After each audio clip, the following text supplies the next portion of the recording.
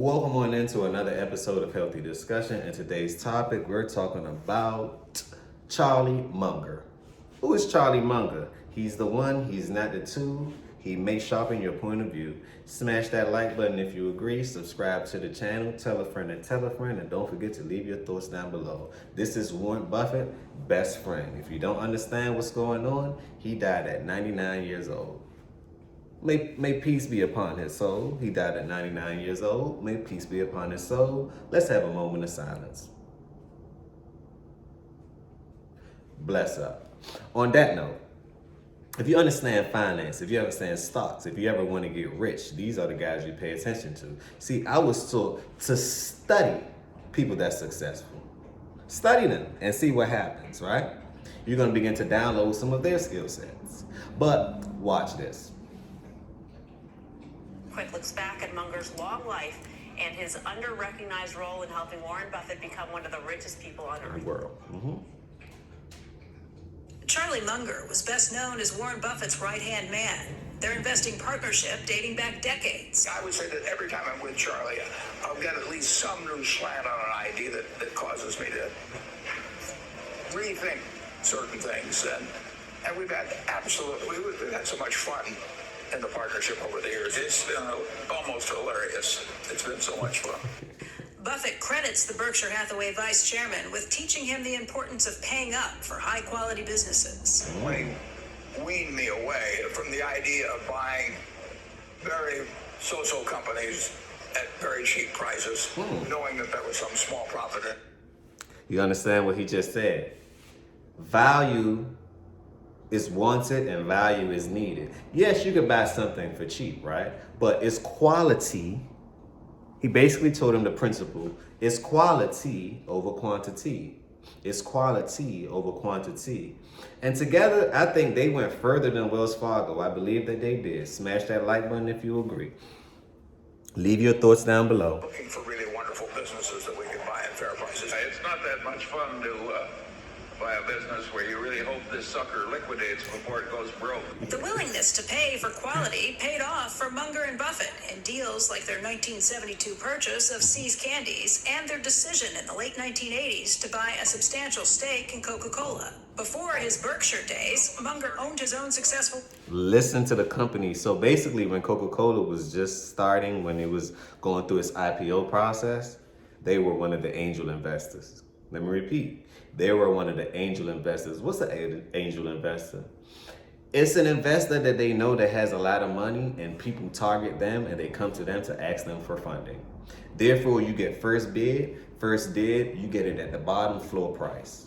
When the IPO decides to go public, which then it goes to a stock exchange or a brokerage exchange near you, E-Trade, for example, just to name a few, right? After that happens, 9 times out of 10, what happens is that it skyrockets and then it comes back down. Did they sell when it came back down? No. Why? Because they was in it for the long term. And if they did sell, they didn't sell a substantial amount. They probably took some profit, right? They took some profit, but then they increased their shares when it got lower. That's how they became majority shareholder. Smash that like button if you agree. Can we talk about it? I just want to talk about it. This is just some financial education. And this is one of the things the platform is about. Informing and educating you while entertaining you at the same time. Leave your thoughts down below. Let me know how I'm doing. Leave your thoughts down below. Are you understanding what I'm saying? Do you get it? Am I breaking it down to a level that you understand? Leave your thoughts down below. I really want to know. At the same time, tell a friend to tell a friend and smash that like button so I can be on a telephone, on a screen near you. Let's continue. Investment firm and practiced law. In 1962, he and a group of attorneys founded Munger Tolles, now known as Munger, Tolles & Olson, a very prominent law firm. Munger, like Buffett, grew up in Omaha, Nebraska, and as teenagers, they both worked at Buffett's grandfather's grocery store, but not at the same time, as Munger was 7 years older. It wasn't until Buffett was in his late 20s and Munger was in his mid-30s and living in California that they were introduced to each other by mutual friends. We had dinner together in 1959. In 5 minutes, Charlie was rolling on the floor laughing at his own jokes, and I did the same thing. They began to spend hours hours each week on the telephone, talking investments, and Buffett urged Munger to trade in a career in law for one in investing. I met Charlie and he was practicing law, and I told him that was okay as a hobby, but it was a lousy business.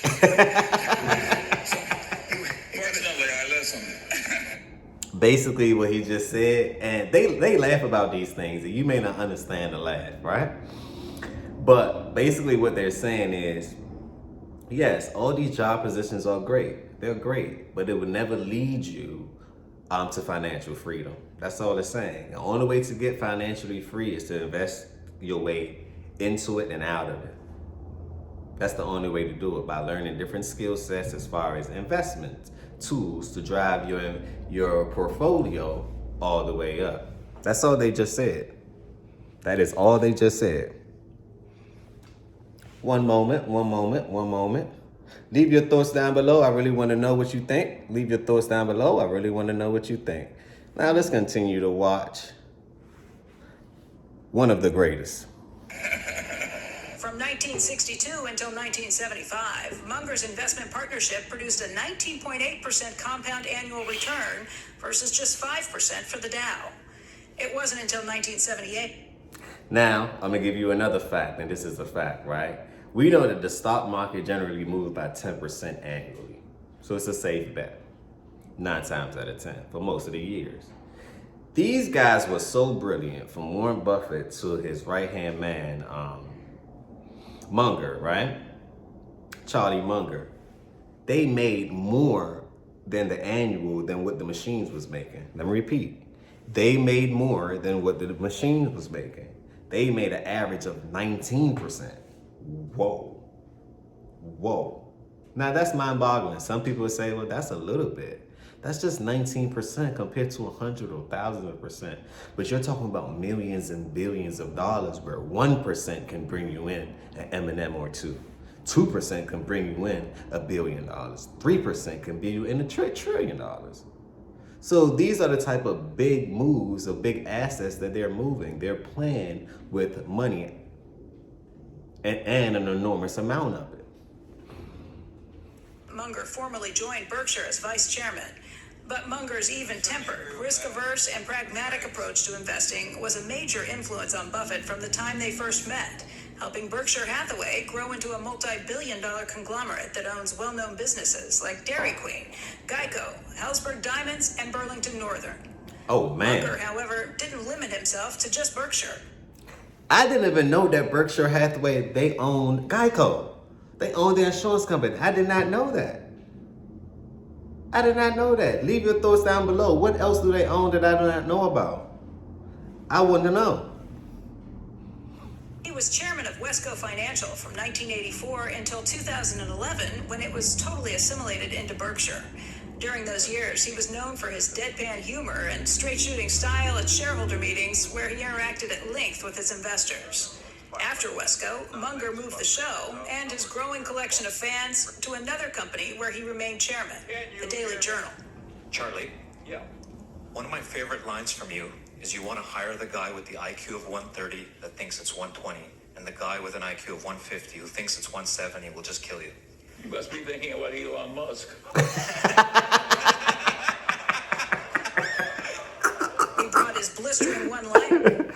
And that's another thing, too, that people don't understand. I'm going to do a video about Elon Musk and what he said about this anti-Semitism act that's going on. What Elon said is kind of like, I want to see what they're going to do with Elon, because when everybody else says it, right, it's a whole nother thing. But when Elon says it, then what is it? Let's continue. Can we talk about it? The Berkshire Hathaway's annual meetings, too. What I needed to get ahead was to compete against idiots. And luckily, there's a large supply.